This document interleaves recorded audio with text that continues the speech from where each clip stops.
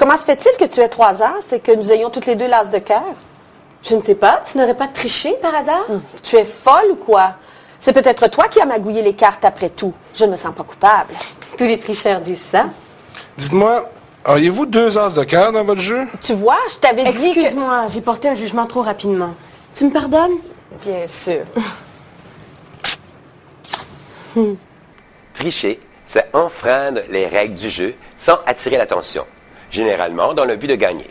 C'est enfreindre certaines règles ou conventions en prétendant les respecter, c'est agir de mauvaise foi.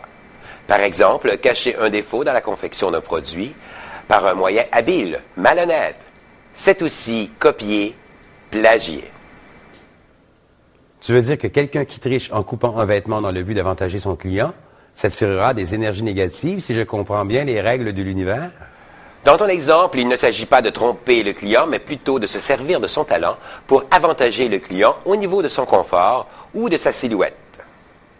Quand on copie une réponse de son voisin à un concours, c'est tricher aussi? Absolument. Quand tu copies un CD, une cassette vidéo ou un DVD, tu triches parce que tu ne respectes pas les droits d'auteur. Pour plusieurs, tu les prives de leur salaire, ils n'ont pas d'autres revenus. Donc, c'est moins grave pour l'univers de copier le produit d'une grande vedette, par exemple, que celui d'un artiste local. La vedette étant beaucoup plus riche que l'autre. Partons du principe que tout est créé par la pensée et basé sur les critères énergétiques. Quelqu'un qui achète des produits volés, télé, ordinateur et compagnie, c'est aussi une forme de tricherie? Carrément. Et en plus, comme la matière est énergie avant tout, elle apporte des vibrations négatives dans la maison parce que c'est un produit volé. À t'écouter, si ça continue, ils vont tous entrer chez les moines? Imbécile! Ceci n'a rien à voir avec un aspect religieux. C'est une question de morale. Et la morale fait partie de Je l'éducation. me disais qu'enfin, j'avais une nouvelle porte qui s'ouvrait à moi parce qu'ils n'entreraient pas tous chez les moines. Comme je te le disais, imbécile.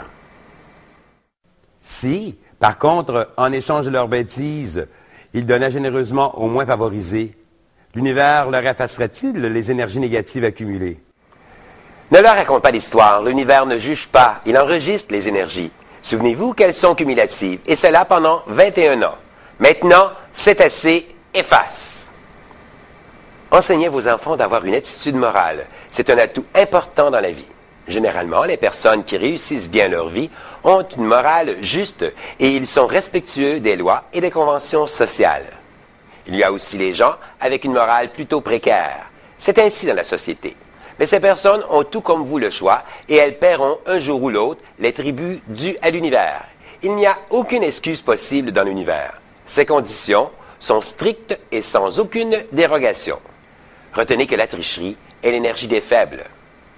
Univers infini, aujourd'hui, j'ai des surprises extraordinaires. Ciao!